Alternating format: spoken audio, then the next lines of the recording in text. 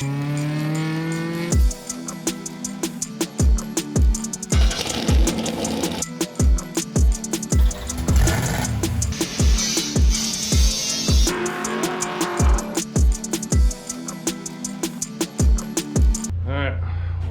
number 2 working on the interior. We got the shop cleaned up. I I swept everything up. There was a whole bunch of sawdust and everything from chopping up that wood last night.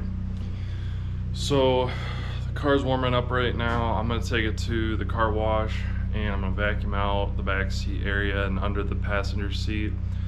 Just make sure everything's clean. We don't got much to do today. The hard part was that back seat. That was like the big hurdle. Now it's just throwing on some bolt-on stuff. All we got are the door panels, the rearview mirror, the door speakers, and the steering wheel. And then I might throw on the lap belt part of the harness on the passenger seat, and then I do got to get the passenger seat back in, which is harder than you'd think, but it is what it is. So the other nice thing about having less road noise is when I'm filming YouTube videos, it's a lot easier to talk to the camera. Not only is it easier, but it actually picks up audio instead of just a bunch of noise and vibrations.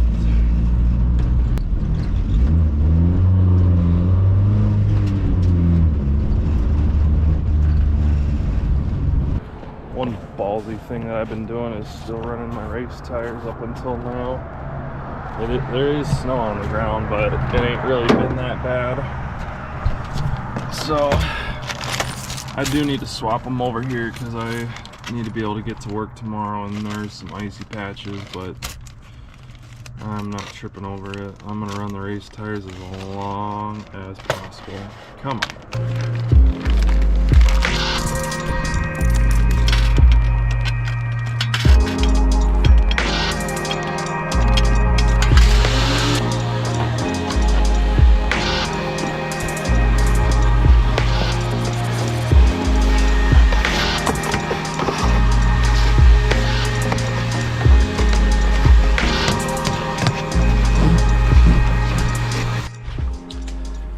Now that it's daylight out, let me just show you guys the shift boot that I got that I put in. It's got kind of this desert theme going on. My mom actually made this for me. I had the factory shift boot on here. She knows how to sew, so I just brought her the factory one as a template. And I found some fabric she had lying around in the quilting room. And I was like, this stuff's pretty cool.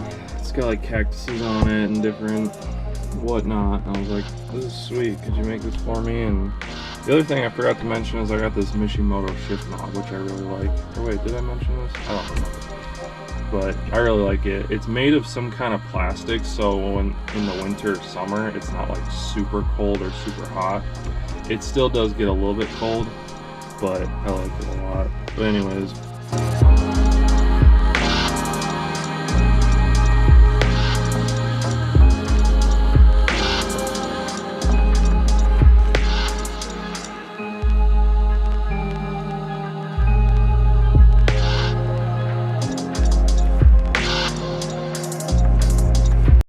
alright, well this is them out of the box, and they have this like interesting brushed aluminum texture, which I wasn't expecting.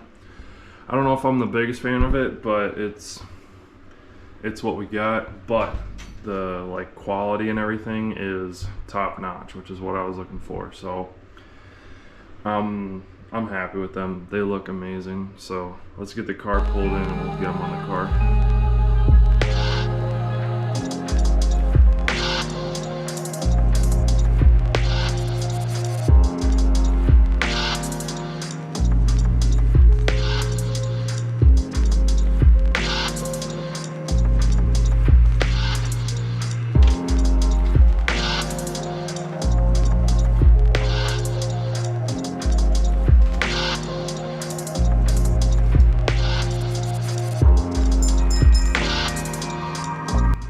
Progress update, we got the passenger side window switch installed, and then this is the door lock.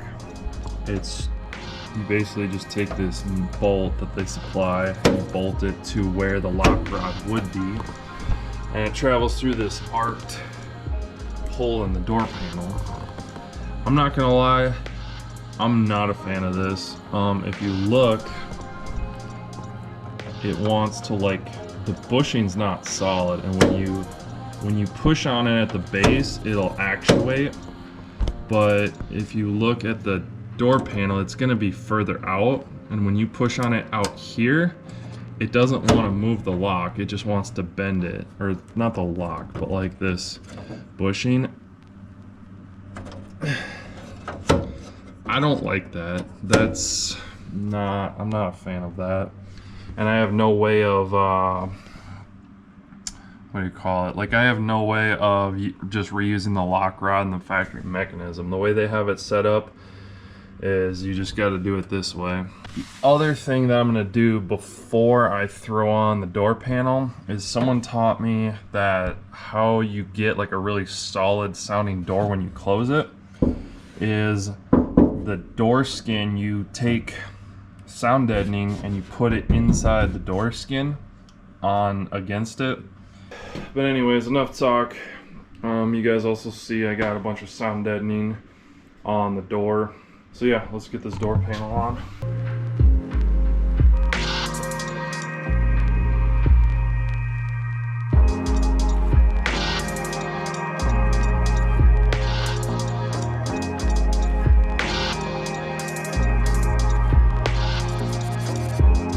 Alright, well, for whatever reason,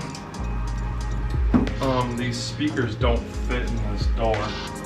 6-inch, I don't know, but basically the opening here in the door is hitting this, like where it tapers, it's hitting there and it won't sit in flush. And if you're like, oh, that's because this is supposed to mount to the outside of the door panel, you're right.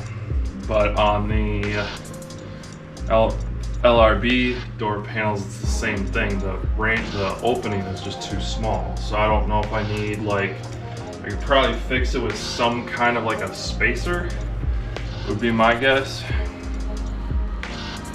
I don't know, but I'm not happy because I was actually really hoping to test these out today and like see how they do.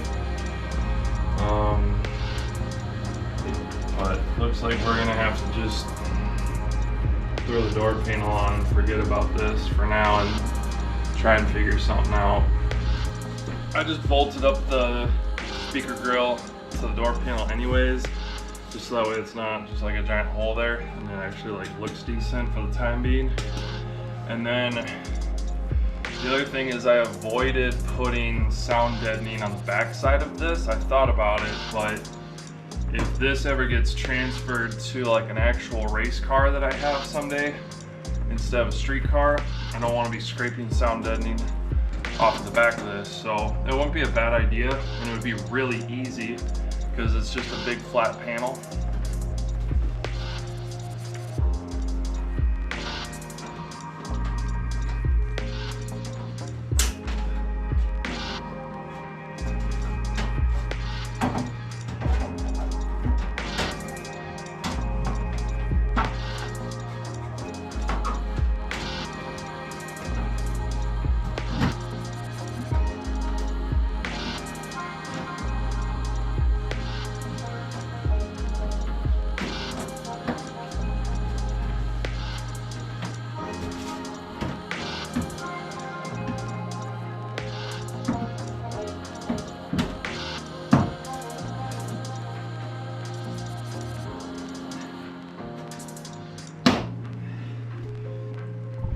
Alright, well, it's on.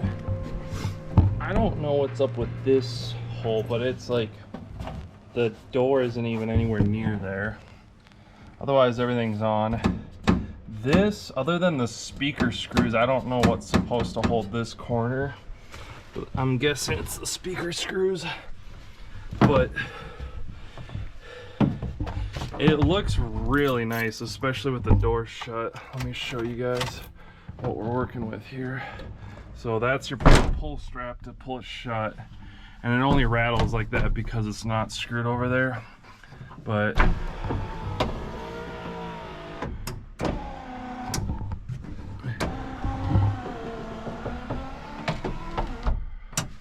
and then you just pull away from you and it opens real nice, and you can grab up here, but you probably don't want to. It's got, I do like these pull straps a lot. They're really race car, but they're also just really nice. I still need to get the tweeter mounted up. I need to figure out a speaker situation, but we'll get that figured out. I need door speakers 100%, but this is gonna be nice. I do like this a lot. All right, so it's now the third and final day of working on this stuff. I got both door panels on now. I didn't film the driver's side because it's the same thing as the passenger side, but I'll just show you guys what I did real quick. So we got the door strap on. This, for the driver's side switches, you just mount the whole thing to the outside. And then here is supposed to be the power lock, door lock switch. However, I don't have one because I've been running without door panels for a while. So I have to grab that one from the junkyard, but I've never had one of those power door lock switches actually work, but it is what it is. And then I got the tweeter installed. That's factory. So let's see here. Old mirrors out, sun visors are out. Pain in the neck because this kept falling down, but that can't hurt no one no more. We got the wink mirror installed, and this, when I say this couldn't have been easier, I'm not joking, because the mounting end plates for it line up perfect on each side with the old mounting holes for the sun visors. So I just mounted them up. There's these adjustment knobs. I can see all the way from the passenger window to the driver's window. That's how big of an angle it is. And now that it's tight, there's no falling down, nothing. And it's super high up and out of the way. I was worried it was gonna be like cut my field of vision like crazy, but it's got some crazy height adjustment on it.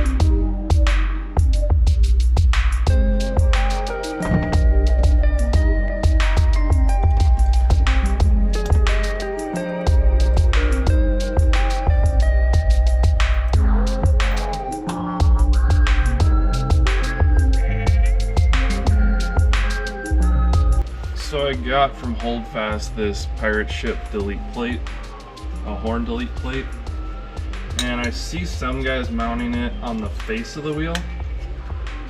I don't know why, but I'm not a fan of the way that looks. It kind of looks weird. I have mine mounted on the back side of the steering wheel. It's just preference. It doesn't matter. That's just how I do it. Let me know what you got, how you guys mount it. Let me know I'm not the only one. You could mount it straight to the hub, but then you're gonna have your horn wires exposed. I'm gonna wash this up because there's a lot of dirt buildup in the center, and then we'll get to mounting this up. Pull the steering wheel out, because if I mount it such, unless, no, that's not right.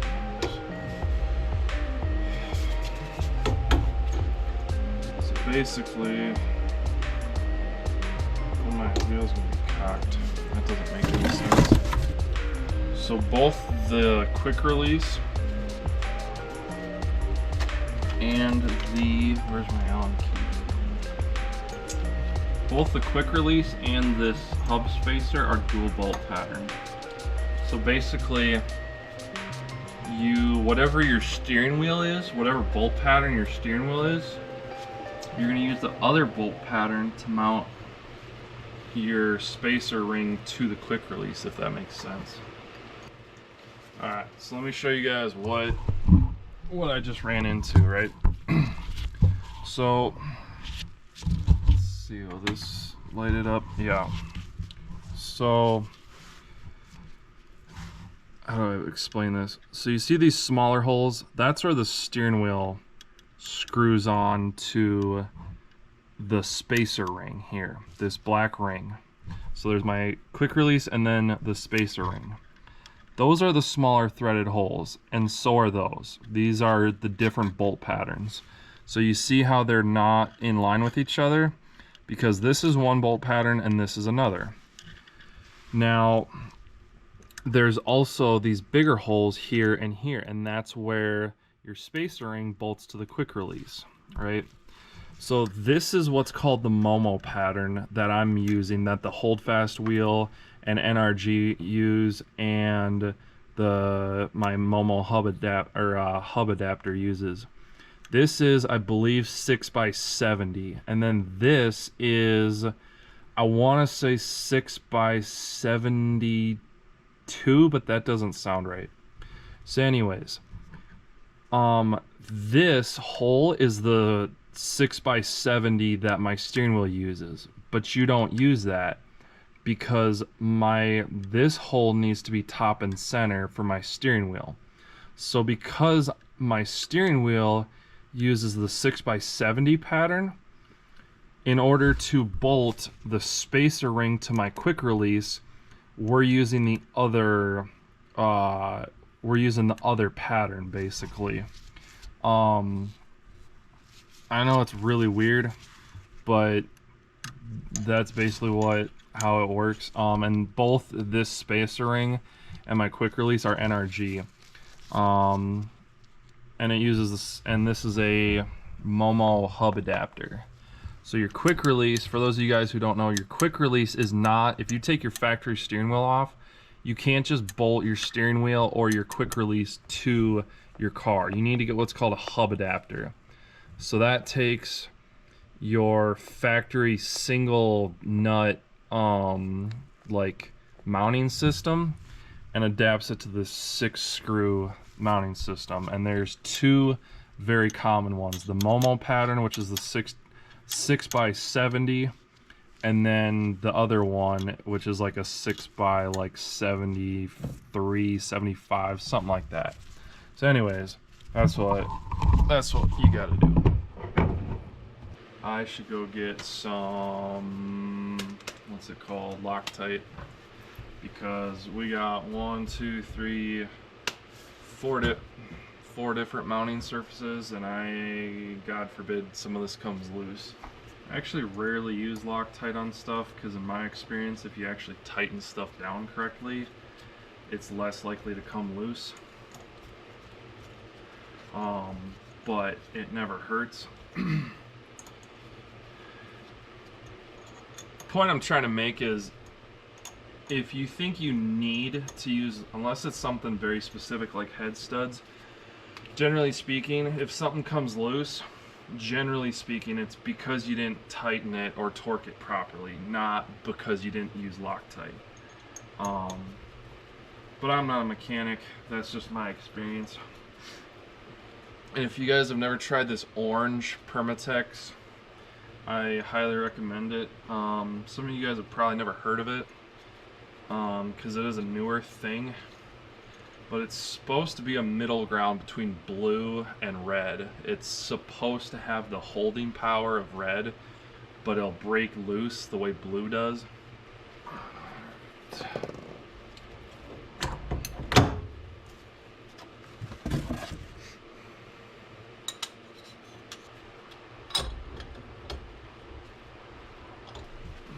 That was really close, but that's nice. I like that. That is about perfect. That is a huge dish too.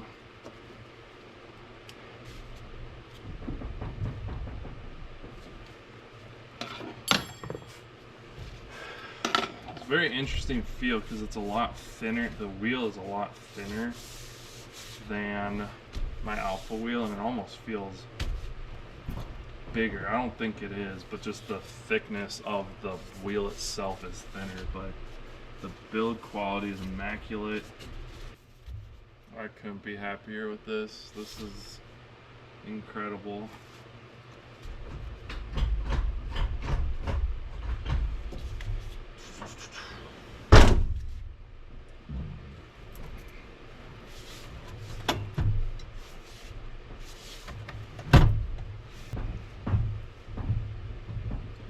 Cool. Thank you guys for watching. I appreciate it. But I'll show you guys a clip here in a second of I'll give you guys some B-roll of what the interior looks like completed and everything. So until next time.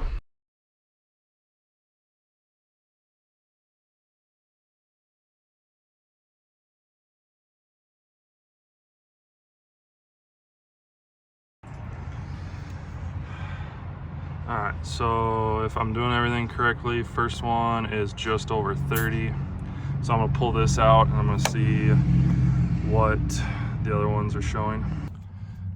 Alright, well, I could smell gas, and so I was like, I need to pull the fuse for the fuel pump so that way I can compression test it without dousing the motor with fuel. So let's give it a shot now. Alright, well, cylinder number 2 is, what is that, 70, 75? Yeah, it's over 60, which is still not good. That's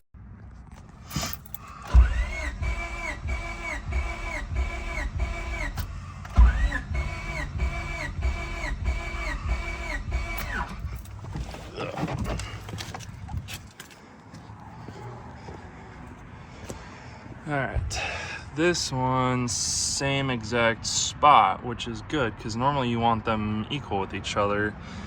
However, that one is definitely not equal with cylinders 2 and 3. So I'm going to check cylinder 4 and then we'll go back to 1 just to confirm it. Alright, let's see what we got. And it's right at 60, which is a little bit off from the first, or the 2 before.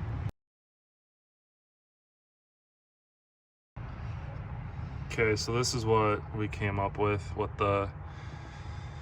it showed. Not good. It's still a lot lower than the other 2. It should be a lot higher. I do think that's an indication that it's bad. I gotta look up how much of a percentage it's allowed to be off, but that is clearly worse than the other ones. But also, even if these were all even, it doesn't explain why it's using coolant and why it was misfiring. I'm gonna look more into this, but I think this is an indicator that the motor's toast. And I don't even know what compression is supposed to be at. I feel like it's supposed to be over 100, but that's also in, that is pounds per square inch. All right. So I had a feeling I was doing something wrong, and I was right. I looked into it, and apparently you have to have the throttle cracked when you're doing the compression test, which makes complete sense, like duh. So I didn't do that. However, my highest PSI was like 70, and the forums were saying on a D16 on a stock with a 9.4 to 1 compression, like 140 PSI is low and like 190 is high. And I was reading like 70 PSI. All right, well, redid cylinder 1 with the throttle open, and I was actually wrong. It picked up absolutely nothing. So redid all the cylinders, did it correct, open throttle, and one cylinder picked up like 10 PSI from cracking the throttle. Otherwise, they were all the same, and they were even further apart from each other after that. I think the lowest was like 55 and the highest was like 80. Even 80 is like 100 psi down from what it should be. So basically, even if the motor wasn't misfiring, it's on very borrowed time. This motor is fried. All right, so this is like half, I guess, the parts that I was able to salvage off the car. I was also able to salvage the seats and the steering wheel and the hub adapter and all that. But we got the battery, which was still good. The alternator and distributor are only like a couple months old. I got the tow hooks because those are really beefy, and those were actually just the factory tow hooks that I reused. We got the hood risers, the 5 motor and transmission mounts, control arms, rear view mirror. So that's basically all the little stuff I was able to gather off the car. And like I said, I got the seats and the harnesses out, shift knob, just stuff like that. And then I sold off the other 2 sets of wheels that I had, and those are just some burner wheels that I'm gonna use to send it off. So now basically all that's left is to get this thing sent off to the junkyard. It'll be really tough to see it go, but that's not much I can do about it.